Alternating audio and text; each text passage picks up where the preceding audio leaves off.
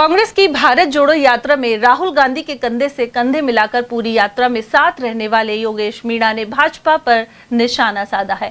उन्होंने कानून व्यवस्था और वोट चोरी के मुद्दे पर भाजपा को आड़े हाथ लिया। योगेश मीणा ने कहा कि वर्तमान में राजस्थान ही नहीं देश भर में अपराध चरम पर है। वहीं विशेष तौर पर अलवर में प्रतिदिन गंभीर अपराध सामने आ रहे हैं। साथ ही लोग खुलकर घर से बाहर निकलने में भी डर रहे हैं। यहाँ दो मंत्री होने के बावजूद कानून व्यवस्था को लेकर कोई सजगता नहीं है। वहीं भारत जोड़ो यात्रा के अपने अनुभव साझा करते हुए योगेश मीणा ने कहा कि राहुल गांधी ने देश में पहले नफरत के बीच मोहब्बत की दुकान खोली, वहीं अब भाजपा सरकार के वोट चोरी का खुलासा करते हुए एक बड़ी उपलब्धि हासिल की है। उन्होंने कहा कि वोट चोरी का पर्दाफाश होने के बाद चुनाव में निष्पक्षता आएगी। इस तरह की कानून व्यवस्था है, लगातार अपराध बढ़ रहे हैं, बीजेपी की सरकार क्या कहना चाहेगी? मैं तो ये कहना चाहूंगा कि जैसे अलवर जिला है और अलवर जिले से हमारे यहाँ दो मंत्री हैं।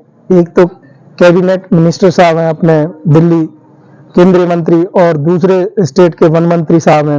इनको यहाँ कानून व्यवस्था पे ध्यान देना चाहिए। जिस तरीके से घरों में लोगों को मार रहे हैं, गोलियां चला रहे हैं, आए दिन क्राइम हो रहे हैं, तो पुलिस को कम से कम इतना इस सरकार में जो जिस तरीके का हो रहा है ये बहुत गलत हो रहा है। आम जनता आज इस चीज से बहुत परेशान है, क्योंकि आज घर से बाहर हर आदमी जाता है, इधर उधर डोलता है तो घबराया हुआ है। तो मेरा कहना यही है कि कानून व्यवस्था पे इस सरकार को ज्यादा ध्यान देना चाहिए और लोगों की जो जान मान जन धन की जो हानि हो रही है उस पर कम से कम सुरक्षित करें उनको। अभी आप राहुल गांधी जी के साथ भारत जोड़ो यात्रा पे भी साथ रहे, पूरे साथ जहाज कन्याकुमारी से लेकर कश्मीर तक जी, तो आपने क्या अनुभव किया और वर्तमान में कांग्रेस की पृष्ठभूमि कितना अंदर गया?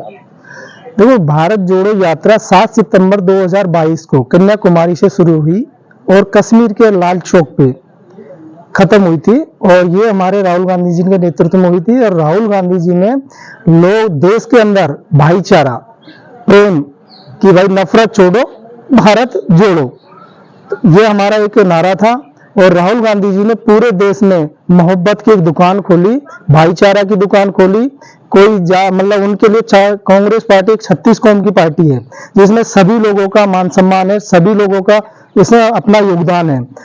और इस यात्रा के बाद में कांग्रेस और हमारे राहुल जी सब लोग मिल के उनसे जुड़ पाए और राहुल जी भी लोगों को जान पाए। इससे हमारे इस यात्रा से पूरे देश में एक अलग ही जागृति आई, और जितने भारतीय यात्री थे उनमें भी एक कॉन्फिडेंस आया कि आगे हम पूरे स्टेट में हम 120 भारतीय यात्री पूरे मतलब इंडिया से थे, तो हम अलग अलग, जैसे हम राजस्थान से 10 थे, तो हम भी हमारा अभी भी हम एक ही काम कर रहे हैं कि राहुल जी को मजबूत करने के लिए, भोर साहब को मजबूत करने के लिए, जूली साहब को मजबूत करने, योगेश मिश्रा जी को मजबूत। तो हम जिले में, मैं सेवा दल का था, लेकिन अभी भी मैं पूरे क्षेत्र में जाके जहां जितनी होती है अपन कांग्रेस के हित में, कांग्रेस की जो योजनाएं थी पहले उनको जनता को बता रहे हैं कि देखो पहले की और आज की देख लो। तो इसलिए जनता आज बिल्कुल बीजेपी सरकार से परेशान है, कांग्रेस को याद करने लगी, और आने वाले 2028 में फिर हम कांग्रेस सरकार बनाएंगे। जिस तरह से राहुल गांधी ने मुद्दा उठाया वोट चोरी का, वो पूरे देश भर में चल रहा है।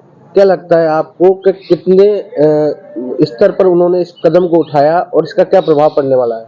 देखो, वोट चोरी का उनका बहुत अच्छा हुआ है। इससे क्या है कि हर कार्यकर्ता में एक जागृति आ गई, क्योंकि जहाँ कहीं डबलिंग बोर्ड थे किसी बंदे के, जैसे अपने यहाँ ले लो, किसी का दिल्ली में, किसी का अलवर में, किसी का जयपुर में है, वो सारे वोटों को पता लग रहा है। दूसरा, डबल वोटिंग ना हो पाए, और सब लोगों के जैसे किसी का एक ही एड्रेस पे 10-10 वोट, 50-50 वोट, 500-500 वोट, उसका भी छटनी हो रही थी। इससे क्या है, एक शुद्धिकरण होगा और आने वाले चुनाव में जो चुनाव होंगे वो बिल्कुल एक निष्पक्ष हो पाएंगे, क्योंकि ये छटनी जरूरी थी। और ये जो हमारे राहुल जी, हमारे राष्ट्रीय नेता साहब का जो ये था, ये बहुत अच्छा, जिससे क्या है हर कार्यकर्ता में जागृति आ गई कि अपन को बूथ पे अपने वोट को देखना है, कई वोट कटते नहीं गया, और हर लोगों में ब्लॉक स्तर से लेके और प्रदेश तक पूरे लोगों में जागृति आई। ये एक बहुत अच्छा कदम है हमारे नेता साहब का।